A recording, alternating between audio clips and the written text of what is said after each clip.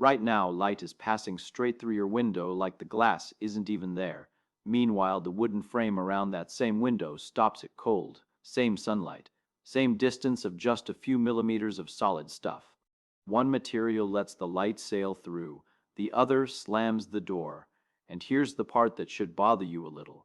Glass and wood are both solid. Wood is full of tiny holes and channels. Glass has none.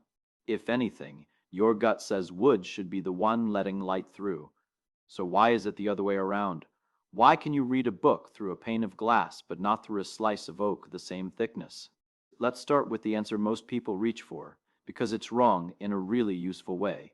The obvious guess is that light travels through glass because glass has gaps in it, tiny openings. The light squeezes through, and wood blocks light because it's packed solid with no room to pass. It feels right. It matches how we think about water going through a sieve or air through a screen door. But this picture falls apart the moment you look closely, because on the scale that matters here, glass is not full of holes.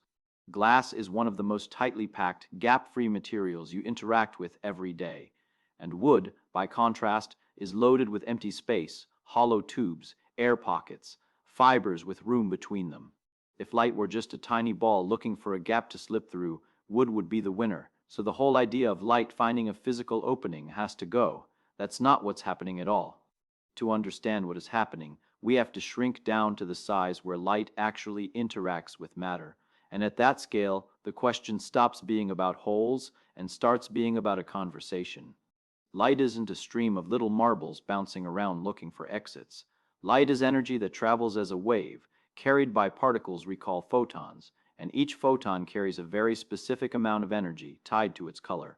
When that photon meets a material, it doesn't ask whether there's a gap. It asks a completely different question.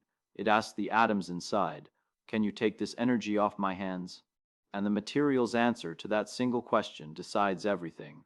Here's the key idea, and it's the thing almost nobody gets taught. Atoms can only absorb energy in specific amounts, not just any amount. Think of the electrons around an atom like people standing on a staircase. They can stand on the first step, or the second step, or the third, but they can never hover halfway between two steps. There's no such thing as a step and a half. So if a photon comes flying in carrying exactly the right amount of energy to bump an electron from one step up to the next, the atom happily grabs it. The photon gets absorbed, its energy vanishes into the material, and the light stops.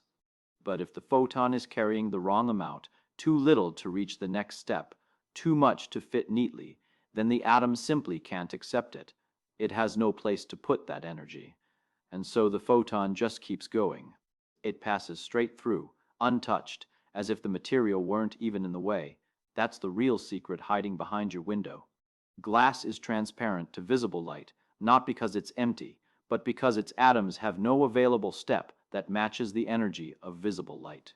When sunlight, the light your eyes evolved to see, hits glass, the photons offer up their energy, and the glass basically shrugs. It can't use it. The gap between the electron staircase steps in glass is too big for a visible photon to bridge. So the light has no choice but to travel through and come out the other side. The glass isn't letting light in through gaps. It's declining to absorb it. Transparency isn't openness, it's refusal. And this is where it gets genuinely interesting, because glass is not transparent to everything. Try to get a suntan through a closed window and you'll fail. The glass blocks most of the ultraviolet light from the sun, which is exactly why you can sit by a sunny window for an hour and not burn the way you would outside. Why the difference? Because ultraviolet photons carry more energy than visible ones, and that extra energy is enough to match a step the glass atoms can actually use. So the glass drinks the ultraviolet right up, even while it ignores the visible light passing through the very same pane. The glass is picky. It's transparent to one kind of light and opaque to another, all depending on whether the incoming energy happens to fit. Same material, different answer, just depends on what you send at it. So now flip back to the wood. When a photon of visible light hits wood, the atoms and molecules in that wood have plenty of available steps that match its energy. The pigments in the wood, the compounds that give it its brown color, are practically built to absorb visible light. So the photon comes in. The material says, "Yes, I'll take that," and the energy gets swallowed. It doesn't pass through because it gets absorbed almost immediately, within a whisker of the surface. The light never makes it to the other side because it's converted into a tiny bit of heat inside the first fraction of a millimeter. That's why a dark piece of wood sitting in the sun gets warm to the touch. The light energy didn't disappear. It became heat. Wood isn't blocking light by being dense. It's blocking light by being dense. But wait, because there's a wrinkle here, and if you're paying attention, it should already be nagging at you. If it's all just about whether the atoms can absorb the energy, then any material that can't absorb visible light should be see-through like glass. And yet that's clearly not true. Milk can't be seen through, but it doesn't absorb much visible light. A pile of clean salt or sugar is white and opaque, but each individual crystal is actually transparent. Paper is made of the same basic stuff as a clear cellulose film, yet you can't read through a sheet of it, so absorption can't be the whole story. Something else is going on, and it's the second half of the answer. That something is scattering. Absorption is when the light gets swallowed and turned into heat. Scattering is when the light doesn't get absorbed, but it gets bounced, redirected, sent off in a random new direction every time it crosses a boundary between two different materials.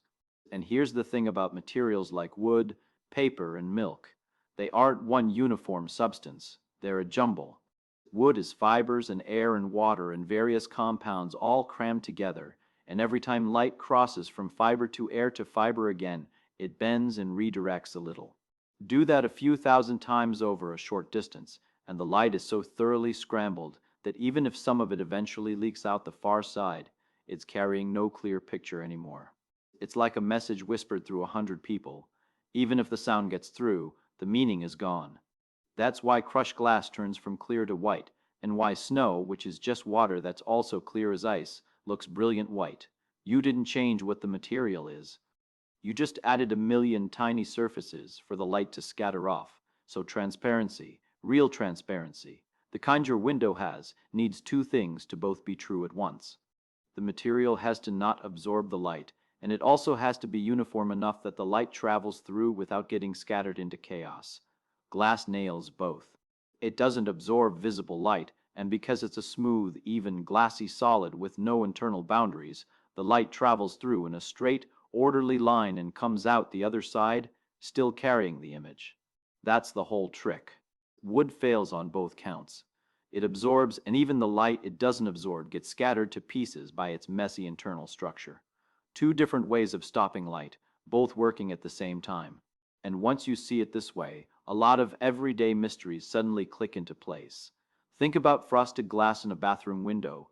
It's the same glass chemically as a clear window, but someone roughened the surface. Now light still passes through.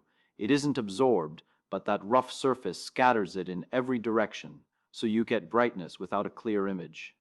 You can tell if it's day or night, but you can't make out shapes. That's scattering without absorption, isolated and put to work on purpose. Or think about why a wet paper towel suddenly turns see-through in patches. Dry paper is fibers surrounded by air, and the huge difference between fiber and air is what scatters the light so violently. But when you soak it, water fills the air gaps, and water is much closer to the fibers in how it bends light. Suddenly the mismatch shrinks, the scattering drops, and the paper goes partly transparent. You didn't remove anything. You just quieted the scattering by filling the gaps with something more similar. Same reason a white shirt clings and turns see-through when it's soaked. It's a little embarrassing, and it's pure physics. Now let's push on the idea one more layer, because there's a beautiful subtlety in why glass works and most solids don't. Most solid materials are what we call crystalline, or they're packed with structure and grain boundaries and impurities, all of which give light things to bounce off and often energy steps to get absorbed by. Metals are the extreme case.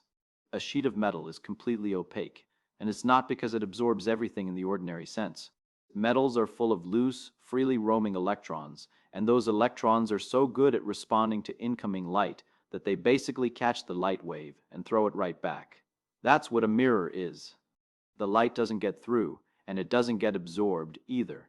It gets reflected. So a mirror and a clear window are almost opposite answers to the same question.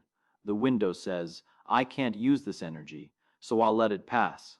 The mirror says, I catch this energy so easily that I'll just hand it straight back.